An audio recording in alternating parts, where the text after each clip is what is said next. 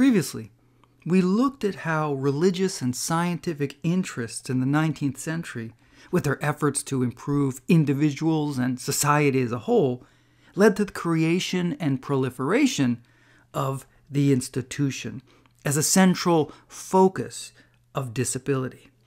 Now, these institutions took many forms. They were schools and vocational centers and hospitals, treatment facilities, and even prisons.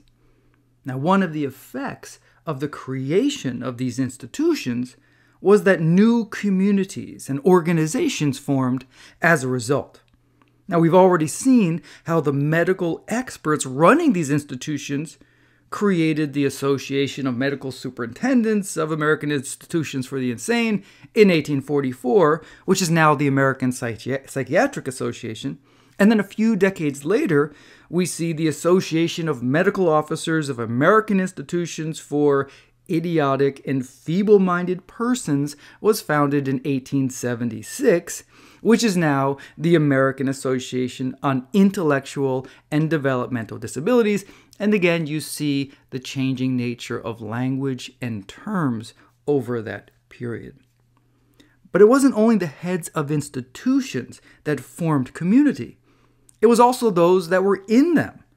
For example, alumni of deaf schools began to organize locally in the 1850s, and then they formed statewide organizations in the 1860s, and then the first nationwide disability organization in 1880, and that was the National Association of the Deaf, which is still around. Now, that same decade, the first newspaper for the deaf community was launched, and this was the Silent Worker. The newspaper was a source for new community. It was a way of sharing employment opportunities. It was a way of advocacy for the deaf community. And we see this, for example, in the early 20th century, when automobile usage was spreading and there were attempts to prohibit the deaf from driving. The newspaper advocated, of course, against that prohibition. Now, it also advocated in defense of the use of American Sign Language. And so I need to pause here for a moment to explain a controversy at the time. In the mid-19th century, a movement known as oralism began. And this sought to eliminate the use of and the teaching of sign language in favor of lip reading, with the expectation that oralism would facilitate integration between the deaf and the non-deaf community. Now, advocates of oralism banned the teaching of sign language from institutions for the deaf, requiring instruction in oralism alone as a means to overcome, they thought, marginalization. Now, one of the most prominent proponents of this was Alexander Graham Bell, inventor of the telephone, who was influenced by eugenicist ideas, and he worried about the clannishness, again, this is his view, and the insular deaf community perpetuating bad genes through intermarriage. Again, these are eugenicist ideas at the time. But the deaf community resisted. Deaf students continued to use sign language outside of official settings. Deaf advocates defended sign language as the natural language for the deaf, and they argued that eliminating it undermined efforts to educate deaf people, and it undermined their access for opportunities. The Silent Worker defended sign language, as did the National Association of the Deaf, and in 1909, the first manual of sign language was published. And in 1910, the National Association of the Deaf made films to promote it. Bilingualism was greatly preferred to lip reading alone. And today, American Sign Language is recognized as a valid and influential language. And here we see two UCSD faculty, Tom Humphreys and Carol Padden, and their influential text, Learning American Sign Language. Now, as we've seen previously, military service also generated organization and advocacy. Veterans of the First World War created the Disabled Veterans Association in 1920, which, like the National Association of the Deaf before, still exists today. Access to employment then, as now, was a pressing issue, but there were no legal protections as we have today. So discrimination was the policy of the day. And during the economic disaster that was the Great Depression of the 1930s, the U.S. federal government sponsored major work projects, putting Americans to work building schools and bridges and dams and roads and still many other major projects.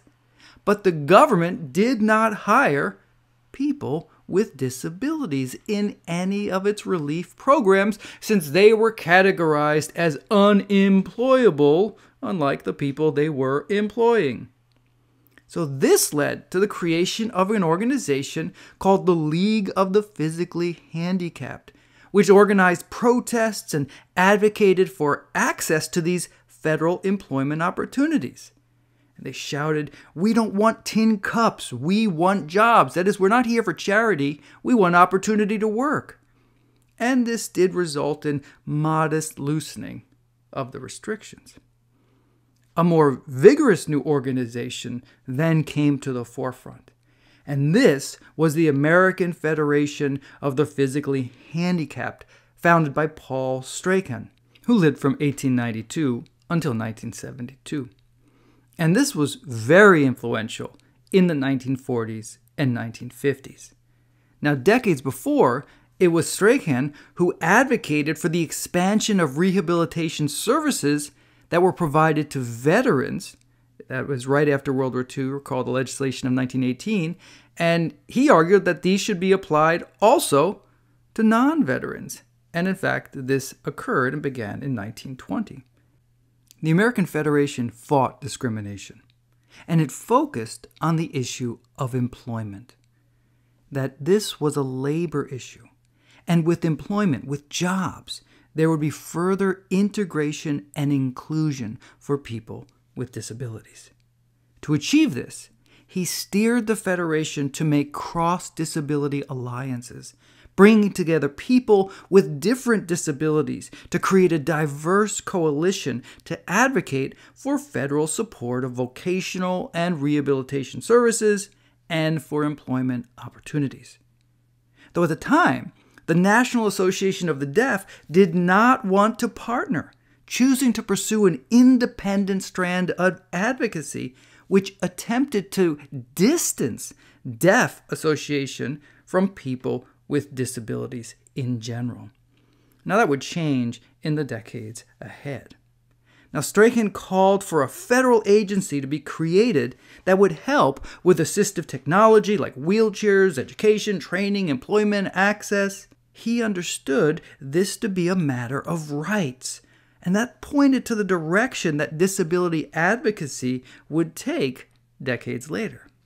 Now Strachan asked, "Why, oh why, is it that here still exists this unreasoning, unjust prejudice against millions of handicapped people?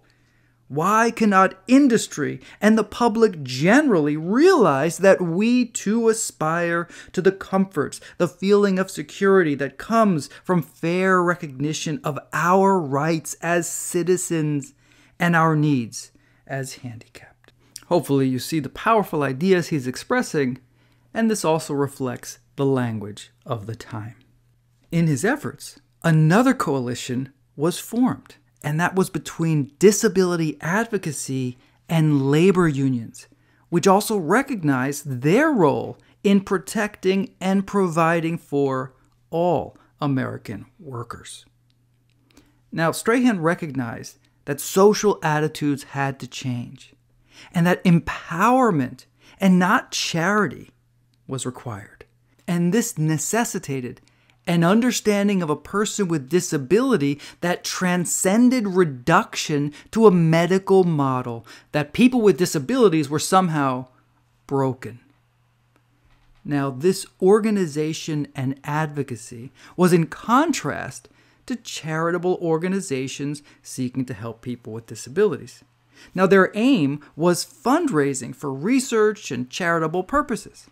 Such organizations included Easter Seals, which was formed in 1919, and that was originally called the National Association for Crippled Children.